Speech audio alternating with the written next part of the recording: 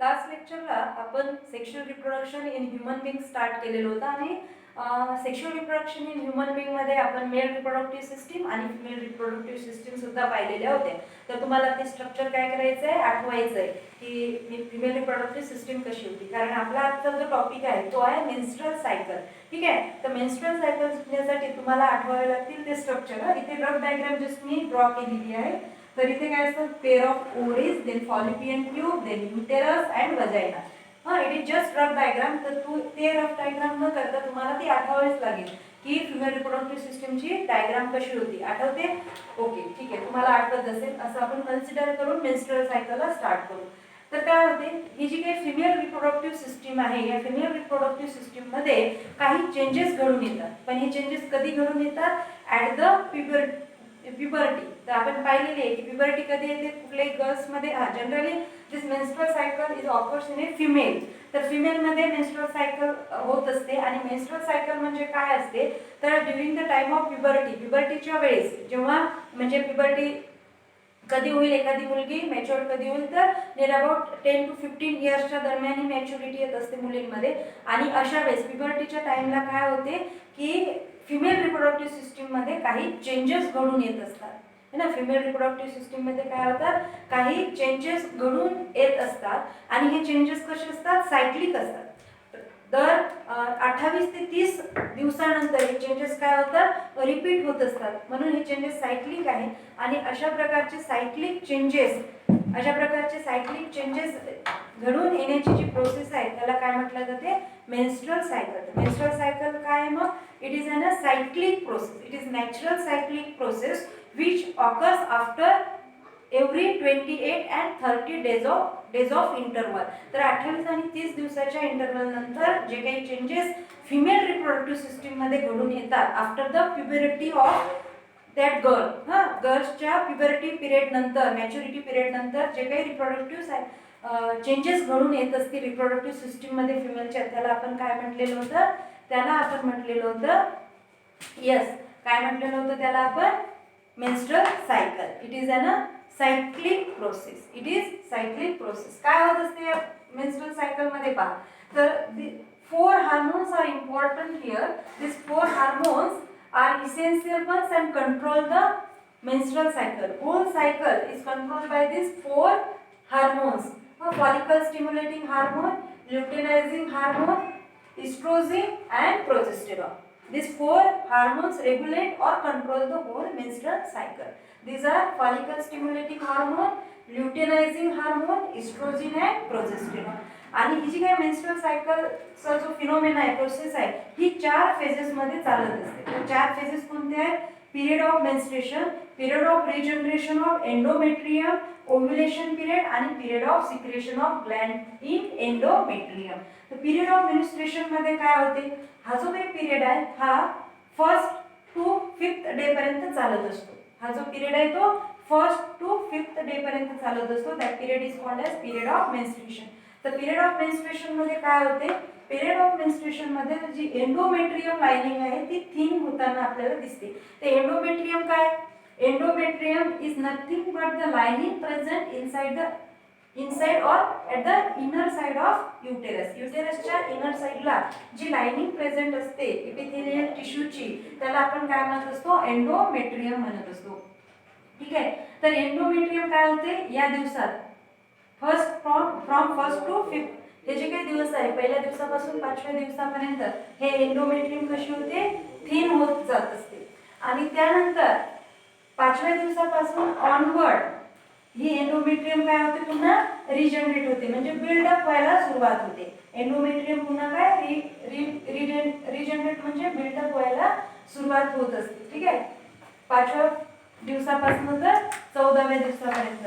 आणि या 14व्या आणि 15व्या दिवसाला ओव्युलेशन पिरियड होतो. ओव्युलेशन पिरियड म्हणजे काय की तिथे ओव्ह्यूम किंवा आपण काय म्हणतो त्याला एग. ठीक आहे, तर ओव्ह्यूम किंवा एग फॉर्मेशनचा जो पिरियड असतो त्याला आपण काय म्हणतो, ओव्युलेशन पिरियड. हा ओव्युलेशन पिरियड कधीपासून कधीपर्यंत, 14 ते 15व्या दिवसावर ओव्युलेशन पिरियड आपल्याला दिसतो. ठीक आहे, आणि त्यानंतर म्हणजे 15व्या दिवसानंतरचा जो काही पिरियड असतो फ्रॉम 15 डे टू 28 डे, हा जो काही पिरियड असतो या पिरियडला किंवा या फेजला म्हटलं जाते period of secretion of secretion in endometrium. तर एंडोमेट्रियम जो आहे, एंडोमेट्रियम ग्लँड जे प्रेझेंट असतील, हे एंडोमेट्रियम ग्लँड काही लिक्विड सिक्रेट करत असतात या दरम्यान, या म्हणजे 15व्या-16व्या दिवसापासून तर 28व्या दिवसापर्यंत हे एंडोमेट्रियम ग्लँड काय करतात, काही सिक्रेशन सिक्रेट करत असतात. आणि हे सिक्रेशन युजफुल असतात. कशासाठी युजफुल, तर इम्प्लांटेशन ऑफ एम्ब्रिओ आहे ना.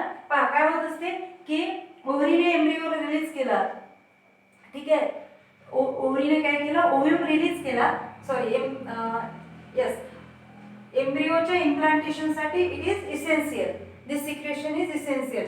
तर होते काय, ओव्हरी जेव्हा एम्ब्रिओ नाही, ओव्हरी जेव्हा ओव्ह्यूम रिलीज करते, तर ओव्ह्यूम कुठे जातो, फॉलिपियन ट्यूब, ओव्हिडक्ट मध्ये जातो. ठीक आहे, इथपर्यंत माहित आहे आपल्याला की ओव्हरी ओव्ह्यूमला रिलीज करते, ते कुठे जाते, फॉलिपियन ट्यूब मध्ये जाते किंवा ओव्हिडक्ट मध्ये जाते.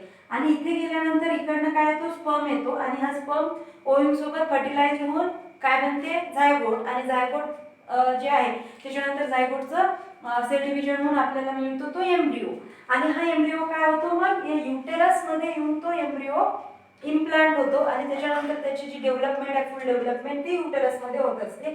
आणि युटेरसची जी इनर लाइनिंग आहे त्याला आपण एंडोमेट्रियम म्हटलेलं आहे. ठीक आहे, तर ही जी काही लाइनिंग आहे, युटेरसची इनर लाइनिंग एंडोमेट्रियम, हा स्वतःला प्रिपेअर करत असतो. कशासाठी प्रिपेअर करत असतो, त्या एम्ब्रिओला, तयार होणाऱ्या एम्ब्रिओला इम्प्लांट करण्यासाठी हा एंडोमेट्रियम स्वतःला काय करतोय, प्रिपेअर करत असतो या दिवसांमध्ये, फ्रॉम 16 to 28. हे जे काही पिरियड असेल, दिसत असेल 15-16 दिवसापासून तर 28 दिवसापर्यंतचा पिरियड, या पिरियड मध्ये तो स्वतःला काय करतो, तयार करतो. कशासाठी तयार करतो, for implantation of this embryo.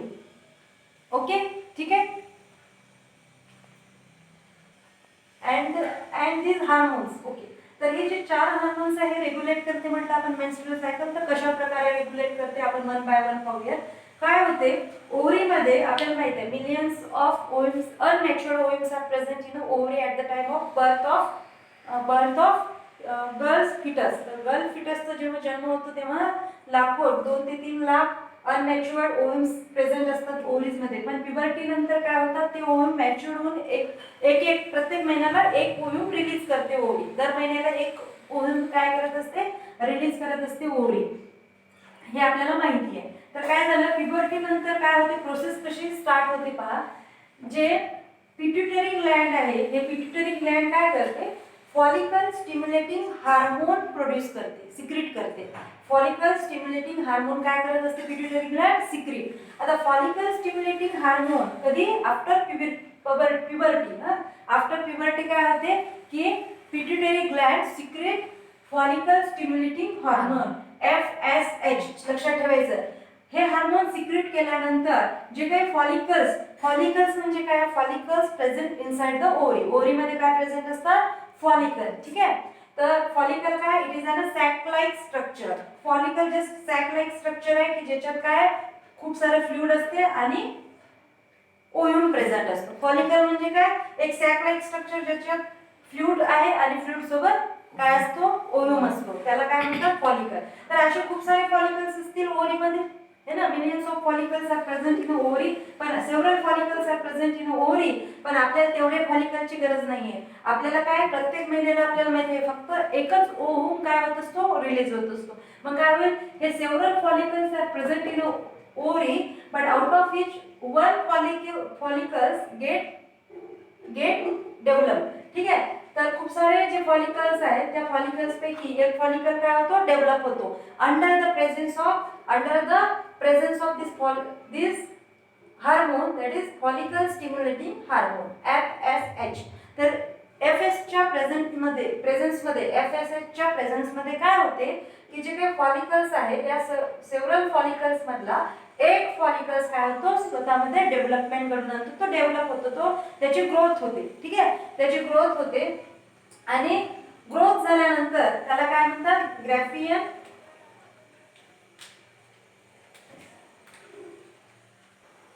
Growth झाल्यानंतर काय करतो, हा जो हे जे काही फॉलिकल आहे तो फॉलिकल इस्ट्रोजिन नावाचं हार्मोन सिक्रीट करत असते. इस्ट्रोजिन नावाचं काय करतो, तो हार्मोन सिक्रीट करतो. आणि हे इस्ट्रोजिन कशासाठी महत्वाचं आहे, हे इस्ट्रोजिन महत्वाचं आहे regeneration of endometrium.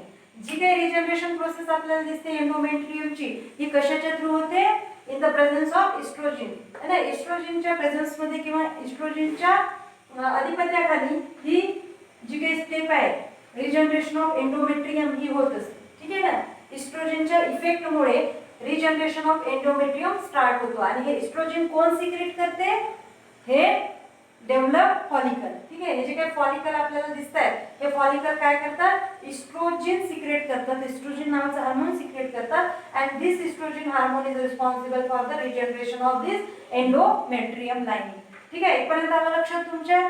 Then follicle फुली डेव्हलप झाल्यानंतर, जेव्हा फॉलिकल फुल्ली डेव्हलप होतो तेव्हा काय होते की फॉलिकल स्टिम्युलेटिंग हार्मोनचं प्रमाण कमी होते. ठीक आहे. फॉलिकल पूर्णपणे डेव्हलप झाल्यानंतर फॉलिकल स्टिम्युलेटिंग हार्मोनचं प्रमाण काय होते? कमी होते.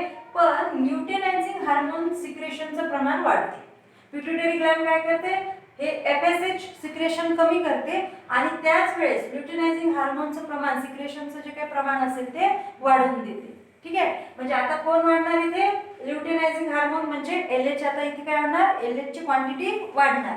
आणि या LH ची क्वांटिटी वाढल्यामुळे काय होते की हा फुटतो, तुटतो. हा जो फॉलिकल आहे तो काय होतो? तुटतो, बस्ट होतो. आणि तो बस्ट झाल्यानंतर हा जो काही एग आहे ना, एक ओव्हम जो प्रेझेंट असेल फॉलिकल मध्ये, तो ओव्हम काय होतो? रिलीज होतो. आणि हा ओव्हम रिलीज होण्याची जी प्रोसेस आहे त्याला काय म्हणतात? ओव्युलेशन. हा एग रिलीज होतो, हा ओव्हम रिलीज होतो फ्रॉम ओव्हरी आणि हा कुठे जातो? नंतर फॉलिपियन ट्यूब मध्ये जातो. ठीक आहे. हा एग किंवा ओव्हम इथनं रिलीज झाला. आता रिलीज होऊन हा कुठे जाणार? फॉलिपियन किंवा ओव्हिडक्ट म्हणतो आपण त्याला. फॉलिपियन ट्यूब किंवा ओव्हिडक्ट मध्ये हा एग जाईल. हे काही रिलीज होणं असते, हे जे काही रिलीज होणं असते एग किंवा ओव्हमचं, या प्रोसेसला म्हणतात ओव्ह्युलेशन. ओके. ओव्ह्युलेशन प्रोसेस आली लक्षात. ओव्ह्युलेशन प्रोसेस काय? मग ज्या प्रोसेसमध्ये ovum is release, ovum get release from ovary. Ovum get release from the ovary. जेव्हा ओव्हरीमधनं ओव्हम रिलीज केले जाईल फॉलिपियन ट्यूब मध्ये, तर ती जी काही प्रोसेस आहे त्याला काय म्हणतात? ओव्ह्युलेशन. त्याला काय म्हणत असतात? ओव्ह्युलेशन. आलं लक्षात? ही आहे ओव्ह्युलेशन पिरियड. आणि हा पिरियड कधी असतो? ओव्ह्युलेशन कधी होते? तर हे जवळपास 14-15व्या दिवशी ओव्ह्युलेशन, मिड ऑफ, जे इन जनरली असं सांगितलं जाते की mid of the menstrual cycle period. तर मध्यंतरी है ना, 14व्या-15व्या दिवशी, 28 दिवसाची मेन्स्ट्रुअल सायकल असेल तर 14व्या-15व्या दिवशी तो ओव्ह्युलेशन पिरियड होत असतो, है ना. तर ओव्ह्युलेशन पिरियड मध्ये ओव्ह्यूम जो आहे तो रिलीज होतो ओव्हरीमधनं आणि फॉलिपियन ट्यूब मध्ये जातो. आता फॉलिपियन ट्यूब मध्ये जेव्हा ओव्ह्यूम जातो तेव्हा जे सर्व ऑर्गन आहे रिप्रोडक्टिव्ह सिस्टीम काय कन्सिडर करते की ओव्ह्यूम तिथे गेल्यानंतर स्पर्म येईल, स्पर्म आणि ओव्ह्यूमचं फर्टिलायझेशन होईल आणि फर्टिलायझेशन झाल्यानंतर झायगोट तयार होईल. झायगोट तयार झाल्यानंतर त्याच्यापासून सेल डिव्हिजन होऊन एम्ब्रिओ तयार होईल. आणि या एम्ब्रिओच्या इम्प्लांटेशनसाठी हा बिचारा काय करत असतो? तयारी करत असतो. कोण? एंडोमेट्रियम काय करतो इथे? तयारी. ठीक आहे. त्याला तर त्याची तयारी करणं मस्ट असते, त्याच्यामुळे तो त्याच्या तयारीला लागतो. या पिरियडला आपण काय म्हटलेलं आहे की या पिरियडमध्ये म्हणजे जेव्हा हा तयारीला लागतो तेव्हा ऍक्च्युली काय होते की हे जे एंडोमेट्रियम आहे हे काही सिक्रिशन सिक्रीट करतात. आणि हे जे काही सिक्रिशन सिक्रीट करतात यामुळे काय तयार होते?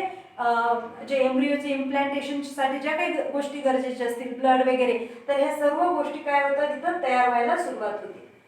कारण काय कन्सिडर केलेलं असतं पूर्ण रिप्रोडक्टिव्ह सिस्टीमनं की तिथे काय होईल? फर्टिलायझेशनची प्रोसेस होईल. आणि फर्टिलायझेशनची प्रोसेस जर झाली, एम्ब्रिओ तयार जर झाला तर त्याला इम्प्लांट करण्यासाठीची ही तयारी असते. ठीक आहे. आणि या तयारीसाठी हे जे काही एंडोमेट्रियम आहे हे एंडोमेट्रियम काय करतात? मग काही सिक्रेशन सिक्रेट करत असतात. ठीक आहे. आता ओव्ह्युलेशन झाल्यानंतर हा ओव्ह्यूम बाहेर येतो, पण हे जे काही बस्ट फॉलिकल्स आहेत, बस्ट फॉलिकल्स जे आहेत, तुटलेले जे फॉलिकल्स टिश्यूज आहेत, त्या तुटलेल्या फॉलिकल टिश्यूजचा कन्व्हर्शन कशात होते? कार्पस ल्युटियम मध्ये. कशात होते कन्व्हर्शन? कार्पस ल्युटियम मध्ये याचं कन्व्हर्शन होते. आणि हा काय करतो? कार्पस ल्युटियम मध्ये कन्व्हर्शन झाल्यानंतर हा कार्पस ल्युटियम काय करतो? प्रोजेस्टेरॉन नावाचा हार्मोन सिक्रीट करत असतो. ठीक आहे. प्रोजेस्टेरॉन नावाचा हार्मोन जे सिक्रीट करतो ते प्रोजेस्टेरॉनच्या अंडर, प्रोजेस्टेरॉनच्या प्रेझेन्स मध्ये मग एंडोमेट्रियम सुद्धा काही लिक्विडचं सिक्रीट करते, काही हार्मोन सिक्रीट करतं आणि त्या सिक्रीट हार्मोनद्वारे तो स्वतःला एम्ब्रिओच्या इम्प्लांटेशनसाठी तयार करत असतो. तर हे जे काही सिक्रेशन होते एंडोमेट्रियमचं, हे secretion under the presence of progesterone hormone होत असते. ठीक आहे, आलं लक्षात तुमच्या? ओके, ठीक आहे. आता सपोज इथे एक फर्टिलाइज झाला नाही, म्हणजे ओव्ह्यूम जो आहे तो फर्टिलाइज झाला नाही, तर काय होईल?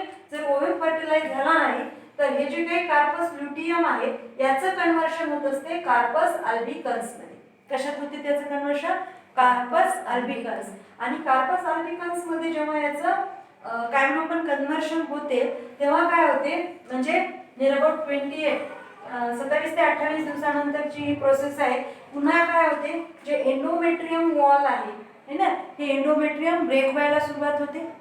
ठीक आहे, नाही झालं, एम्ब्रिओ तयार होणार नाही हे माहीत झाल्यानंतर काय होते, हे परत ब्रेक व्हायला तयार होते. जे काही ओल्ड ब्लड यांनी स्टोअर केलेलं होतं, ओल्ड ब्लड इम्प्लांटेशनसाठी एम्ब्रिओच्या, हे ब्लड आणि काही याचे फॉलिकलचे टिश्यूज, एंडोमेट्रियमचे टिश्यूज जे असतील ब्रेक झालेले, हे टिश्यू आणि ओल्ड ब्लड काय होते, वजायना थ्रू ते बाहेर टाकल्या जाते.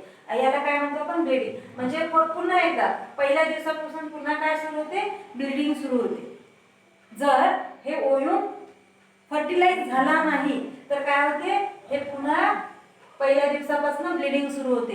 का ब्लिडिंग सुरू होते? की यांनी जे काही ब्लड वगैरे स्टोअर केलेलं होतं, इम्प्लांटेशनची तयारी केलेली होती, ब्लड स्टोअर केलं, तर हे ब्लड वगैरे पूर्ण काय होते, मग आता माहीत झालंय ना की इथे इम्प्लांटेशनची गरज नाही, मग ते काय करतात, ते ब्लड वगैरे पूर्ण बाहेर टाकतील शरीराच्या. ठीक आहे, तर हे ब्लड आणि काही मग टिश्यू यांची जे काही टिश्यू असेल अनवॉन्टेड, तर ह्या सगळ्या गोष्टी मग ते काय होतात, ब्लिडिंगच्या रूपाने बाहेर पडतात शरीराच्या, ज्याला आपण म्हणतो पिरियड ऑफ मेन्स्ट्रुएशन म्हणतो. तो परत सुरू होतो मग 1-2 तारखेपासून परत तीच प्रोसेस स्टार्ट है ना. 1-2 तारखेपासून 5 दिवसापर्यंत ती ब्लिडिंग चालते आणि 5 दिवसानंतर परत मग रिजनरेशन, हे जे काही एंडोमेट्रियम आहे त्याच्या रिजनरेशनची प्रोसेस सुरू होते, त्याच्या ब्लिडिंगची प्रोसेस सुरू होते आणि ते परत ओव्ह्युलेशन पिरियड पर्यंत चालते 14-15 दिवसानंतर. आणि 14व्या-15व्या दिवसानंतर परत काय होते, प्रोजेस्टेरॉन हार्मोन जे काही सिक्रेट होते तो एंडोमेट्रियमला सांगतो त्याची काही सिक्रेशन सिक्रेट करायला, की जेणेकरून एम्ब्रिओ तिथे इम्प्लांट होऊ शकेल. आणि जर एम्ब्रिओ फर्टिलाइज झाला नाही तर मग काय होते, हे एंडोमेट्रियम पुन्हा ब्रेक व्हायला सुरुवात होते आणि जे काही ओल्ड ब्लड स्टोअर केलेलं असेल ते ब्लड आणि त्याचे बस्ट झालेल्या एंडोमेट्रियमचे टिश्यूज वगैरे जे अनवॉन्टेड असेल, हे सर्व मटेरियल काय होते, ब्लिडिंग थ्रू मग शरीराच्या बाहेर टाकल्या जाते. ठीक आहे, तर अशा प्रकारे मेन्स्ट्रुअल सायकल ही 4 फेजेस मध्ये होते. Period of menstruation, period of regeneration of endometrium, ovulation period of secretion of glands in endometrium, आणि 4 हार्मोन्स द्वारे ही कंट्रोल केले जाते. This 4 hormones are follicle stimulating hormone, luteinizing hormone, carpus luteum, progesterone and estrogen. Okay, follicle stimulating hormone FSH, luteinizing hormone LH, progesterone and estrogen are the 4 hormones which are responsible for controlling this menstrual cycle. लक्षात, menstrual cycle म्हणजे काय? Easy आहे.